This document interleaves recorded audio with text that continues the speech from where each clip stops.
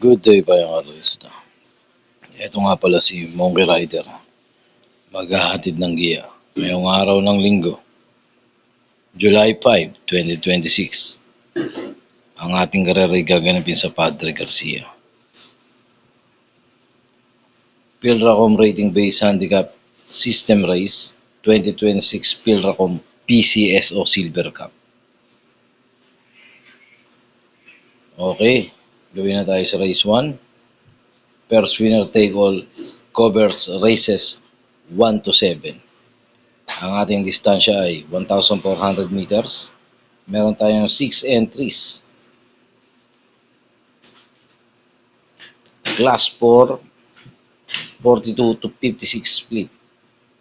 Para sa race 1, ang pili natin ay ang numero 2, Gingini para sa pampremera. Gagabayan ni Patarguse. Ang panigundo ay ang numero 6, Super Majority, na gagabayan naman ni M&M Gonzalez. At sa mga diadista, tingin ko malaki rin ang tsamba ng numero 5, 7 Cycles, na gagabayan ni Aray Base. Bali sa race number 1, meron tayong 3 pili. Ang primera, 2 Gingini, panigundo Super Majority, at panganarasera, numero 5, 7 Cycles. Okay, gawin na tayo sa first Pick 6 event. Cover races 2 to 7. Same distance, 1,400 meters. PJC Condition Race Class 5, Division 3, non-placer. Para sa race number 2, ang pili natin ay ang numero 5, Lightning Bolt, na gagabayan ni Pabs Cabalejo. Para sa race number 2, solo, numero 5, Lightning Bolt. Kung may kursonada kayong iba, pwede nyo idagdag. Pero para sa akin, tingin ko, panalo to, may premyo. Lamang to ng 2 segundo sa bawat kalaban niya. Kaya para sa akin, ito ang one for the day natin. Okay, gawin tayo sa race number 3. Second set ng winner take all event. Race 3 to 9. Ang distansya, 1,800 meter. Ito na yung main event ng araw ng linggo. Ang PCSO Silver Cup. Meron tayong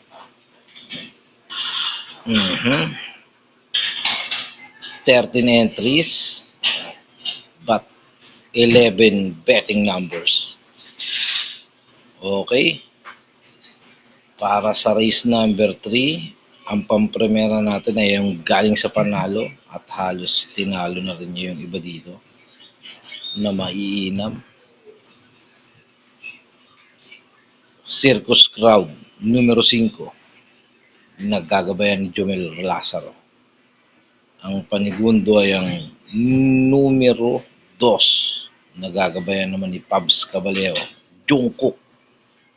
Parehas mong gaya to. Tingin ko, hindi na mawawala dyan yung mananalo sa dalawa na yan. Parehas mainam yan. Kung gusto niyo ng long shot, siguro yung numero 1, Primavera. Mainam din ngayon man ako yan. Pero para sa akin, magdadalawa lang ako dito. Pampremera, numero 5, Circus Crowd. Panigundo, numero 2, Jungkook. Gawin na tayo sa race number 4. Ang ating second Pick 6 event, races 4 to 9, 1,400 meters. Class 4, 42 to 56 split. Meron tayong 8 entries. Para sa race number 4, ang pampremera ko dito ay numero 2, Lance in Gray. Kung napanood nyo ito nung karera, nasalto ito nakiputan ito Kaya nawala yung galit ng kabayo. Pero syempre, di sunod siya, darimate. Ang sa tingin mo magbibigay ng laban yung numero 5, Queen Liam, nagagabayan ni Jeffrey Baigay. Pero maglalagay tayo dito ng bilog kasi wala akong nakikitang hahabol dito sa isa na to. Numero 4, Segatolin, nagagabayan naman ni John Alvin Cuse. Kaya para sa race number 4, ang pampremera natin ay ang numero 2, Lansing Gray, Panigundo, numero 5, Queen Liam, na mainam din ang tinakbo nung nakaraan. At ang panarsero o bilog, yung numero 4 na solo Iris sa tingin ko, Segatolin. Okay, gawin na tayo sa race number 5. Start ng ating Pick 5 event, races 5 to 9. Meron tayo 1,400 meters, class 2 division 71 to 83. Medyo mataas na grupo to. Para sa race number 5, sa tingin ko, ito ang second sa 1 for the day natin. Second for the day na to. Numero 4, Pirate. Nagagabayan ni Jeffrey Tagulaw sa Sarate. Wala akong masyadong mainam ngayon. Nakaraan nga kalaban nito si sino ba yung magaling na yan? Manderang tapos. Dito pa ako lumagay. Kaya para sa akin, isang 1 for the day na naman to. Panulot sa mga nagtitipid. Numero 4, Pirate. Bagaman walang premyo, siguro kung bibiyahe, maglagay tayo ng purposes, pamorkas. Tingin ko pwedeng mga sumigundo, tumalo. Yun na rin yung numero 1, Andiamo, Aperense. Hindi na mawawala dyan sa dalawa na yan yung mananalo. Parehas Dante Salazar yan. Kaya para sa akin, solo, numero 4, Pirate. Sa mga diadista, pwede nyo isama yung numero 1, Andiamo, Aperense. Okay, gawin na tayo sa race number 6. Pick 4 event natin, races 6 to 9. Ito medyo trigging karera to. Apat ang mabilis, Sneaky Eyes, Sahib, Quincy at saka Glenda's Magic. Hindi natin alam kung sino magdadala ng marcha at saka kung sino dito ang didiskarte para magparemate.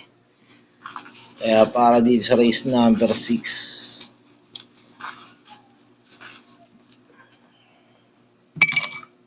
ang pampremera ko dito ay yung numero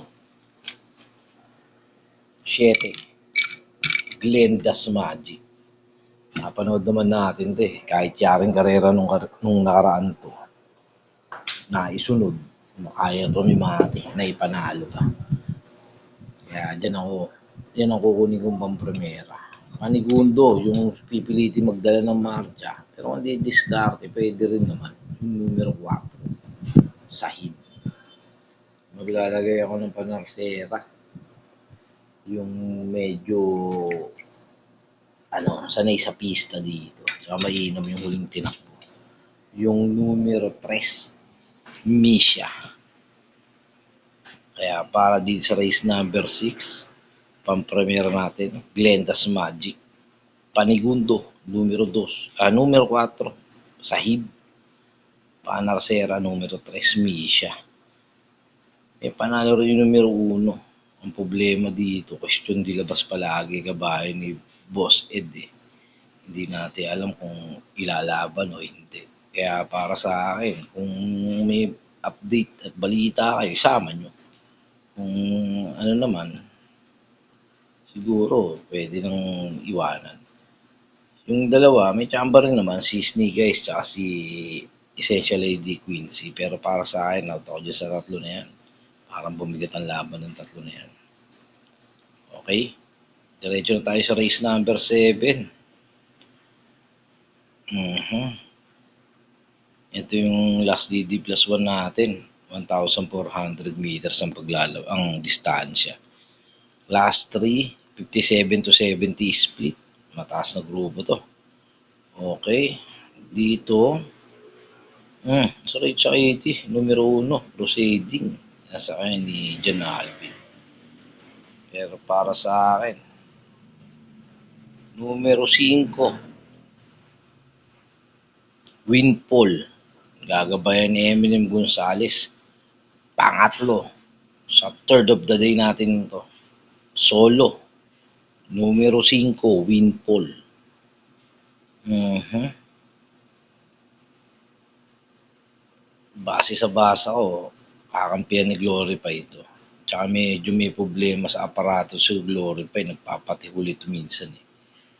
Tingin ko, kahit makasabay si Glorify, hindi pa rin naman ganun ang chance ni Crusading na talunin si Winfall. Kaya para sa akin, mas angat to si Winfall. Sa mga nagtitipid, Panolo to.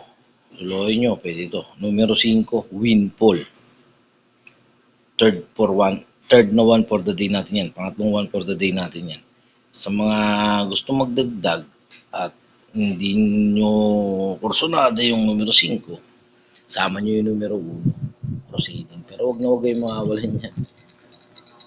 Tingin ko, 90% yan ang mananalo dyan. Okay guys? Okay, gawin na tayo sa race number 8.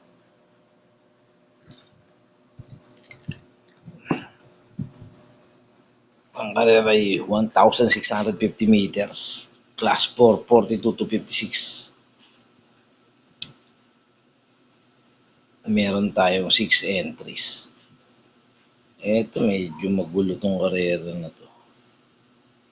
Confidence Surge, Siling Labuyo, may medyo may mga tulin to. Ikaw Pag-asa. Forever rin, mabilis din yan. Assist to. Halos lahat sila dito, mabilis ha. Diskartiyan na mangyayari dito. Pero tingin ko magdadala ng marka dito yung numero 4, may. Kaya yan ang isa sa pipiliin ko. Kasi kung yung lulutya o pababayaan to, malamang tumapos to kung hindi nila lulutya eh. Kung papabayaan to, yun nga, malaki ang chance na mananalo to si Mayomay.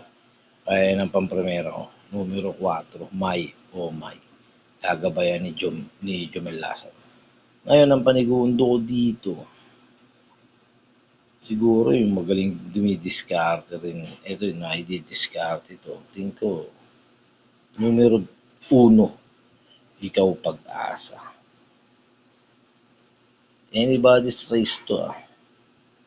Kaya kukunin nyo yung mga orsonada nyo na sa tingin nyo. Pwede si Forever King, Siling Labuyo, Confidence Search, Ashes to Ashes. Pero para sa akin dito, ang primera ko, tip purposes, numero 4, May.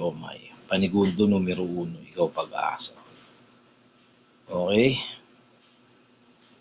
Gawin na tayo sa final race natin ngayong araw ng linggo. 1,400 meter. Ito yung paratingan ng second set ng winner take all. Class 3, 57 to 70 split. Meron dalawang kabayo dito na galing sa rancho o galing sa barrier. Numero 1, Love Hunter, tsaka Banerlo. Pero may mga edad na. 5 years old na sila. Tingin ko, kung mainam itong dalawang kabayo na to, ito na magbibigay. Ito na ang horse to beat dito. Pero dahil, to karera, hindi natin alam kung sino ilalabas, wala pang premyo. Added price ng 35K. Kaya para sa akin, sa race number 9, ang pampremera ko dito yung matulin. Lagi doon tayo sa matulin. Numero 6, Ahamo. Gagamayan ng swerteng hinete. Si Killer Rider. James Torque. Si The Dangerous.